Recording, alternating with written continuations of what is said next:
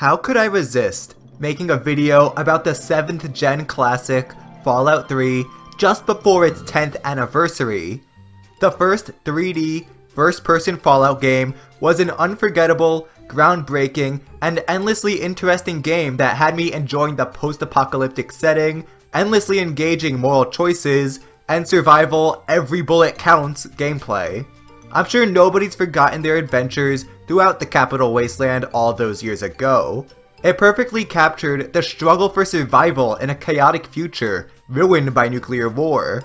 I mean, getting mauled by Yao guys, mowing down super mutants, and listening to Liam Neeson's succulent, deep Irish voice. It was good times all around.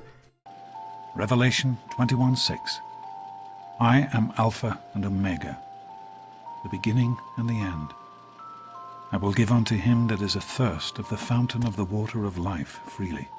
Another thing fans of the game will surely remember is Ron Perlman's voice that can't rival Neeson's, giving this quote. The apocalypse was simply the prologue to another bloody chapter of human history. For man had succeeded in destroying the world.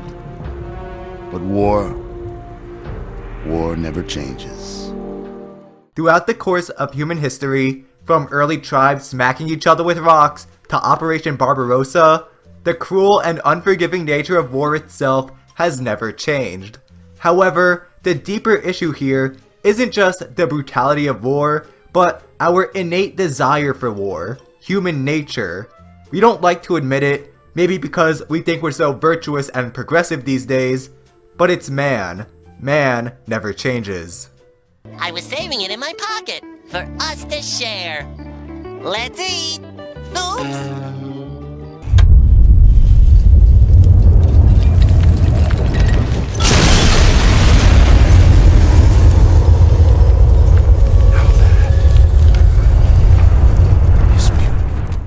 One of my favorite aspects of Fallout 3 is its beautifully depressing setting. Of course, the Fallout series takes place during the aftermath of a massive nuclear war that completely devastated humanity.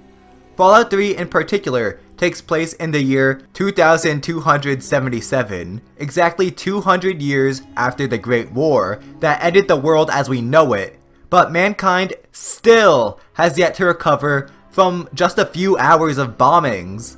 The capital Wasteland you explore in this game is comprised of the remains of the Washington DC area, including bits of Virginia and Maryland. Even though it's full of super mutants and feral ghouls, there are still less mindless freaks there than ever. Most of the region is a barren desert with dead trees and mutated animals everywhere, but the metropolitan region of DC still leaves its irreplaceable mark on the world, with office buildings and American landmarks still dominating the skyline. You can run around and explore iconic places such as the Washington Monument, Lincoln Memorial, and the Capitol Building.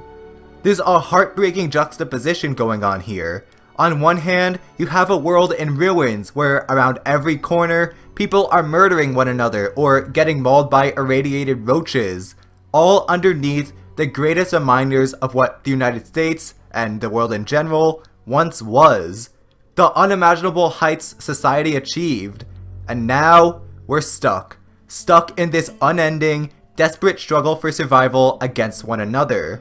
Something unique to this game, as opposed to the other new 3D Fallout games, is that it's more post-apocalyptic. New Vegas and 4 feel more like post-apocalyptic, where society has already begun to rebuild. And that's why it's so important that Fallout 3 presents us with this lonely, depressing world. Even an entire 200 years later, mankind, yes, I just said mankind, deal with it, has been completely hopeless with next to no signs of rebuilding. Let me put it this way. The largest settlement in all of the DC area is an abandoned, creaking battleship with a population of barely, if even, 50 people, some of whom are drug addicts, alcoholics, runaway slaves, and slavers. Although being the clear scientific frontrunner of the Wasteland, it still isn't much to look at. And that's it. 200 years of redevelopment, and that's all there is to show for it. The second most notable settlement you find is Megaton, which is the water equivalent to Flint, Michigan, built around an atomic bomb waiting to blow. And that's powerful, isn't it? A community attempting to rebuild, but with the gross reminders of man's propensity for violence, destruction, and war right in plain sight, ready to detonate and ruin what little progress has been made. That reminder is always there, and has gone off many times in Fallout 3, because it shows us that human nature is still the same. It never changes. It's nice to see that humans never change. Over the course of centuries, society has grown tremendously. Although it seems like every other day the world is falling apart, it's important for us to look back and remember how much has changed even within the past 200 years. In 1992, author Francis Fukuyama declared the end of history due to the apparent universalization of the liberal democracy. Yes, history in the Fallout series is radically different, but the point being that mankind thinks it's so developed, so transformed after millennia of growth, when this game shows us that this clearly is not the case. In Fallout 3, we witness humanity trying to rebuild, but it can't, because without the confines of government and law, everything we thought we cleansed ourselves from, at least in Western society, begins to come out of us once again. Here's an easy one: cannibalism.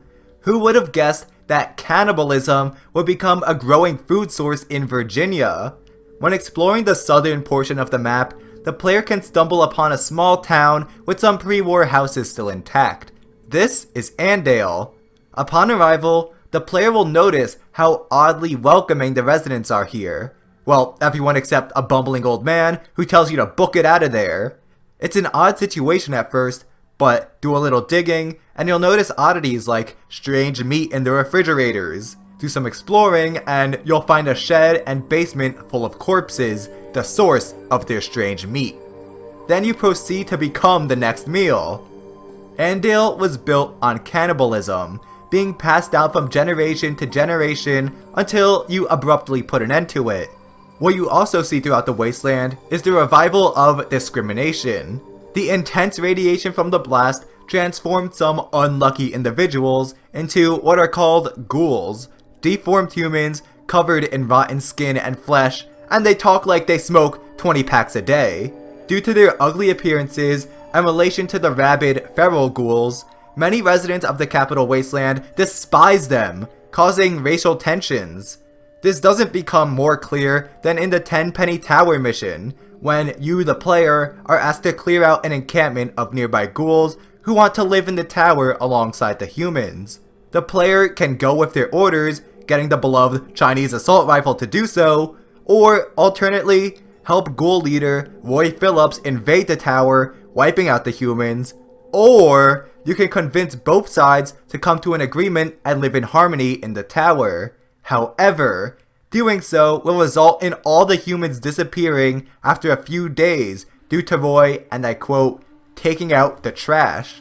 So no matter what you do, no matter how pure your intentions may be, the result is always genocide, because yes, some humans treat the ghouls horribly, but the bitterness the ghouls build up, whether justified or not, causes them to do just as bad or even worse actions.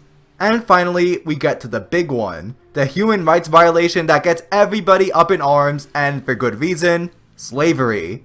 After 412 years of being abolished from Washington, D.C., slavery is present once again to terrorize many of the world's inhabitants. Patrolling the region are gangs of slavers who kidnap and enslave whoever they can get their hands on, even children. You know what? Let's watch my favorite part again, shall we? I'll kidnap 1,000 children before I let this company die. What? I'll kidnap 1,000 children before I let this company die. Entire communities are dedicated to the institution of slavery, like Paradise Falls, which is pretty much Fallout 3's Salty Spittoon. It is literally just a community where slavers hold, sell, and torture their slaves. Slavers even get a hold of the Lincoln Memorial and try to destroy Abraham Lincoln's legacy with the player's help, squandering any abolition movements. Although it's not the race-based slavery that occurred previously in the US, this dreadful business still casts its shadow throughout the map. So America's historic landmarks that once represented a country that championed itself as a symbol of freedom and virtues now have to look down in shame on the remnants of the once great nation as people literally genocide, enslave, and eat each other. I'll show you. When the chips are down, these civilized people, they'll eat each other. Welcome to Andale, the best little town in Virginia. I can go on, I really can. Alcoholism, prostitution, incessant violence, drug abuse, and even more nuclear warfare run rampant throughout Fallout 3's capital Wasteland. Gosh, you'd think that people would have learned their lesson by now. Look, this random guy was so close to launching a nuke. So close before being shot by robots at the last second. Without the organization and order that comes with a structured government and society, humanity just reverts back to its primitive savage ways. Even decades into the future, all it took was 2 hours for all of society's progress to be entirely undone, leaving us with just us.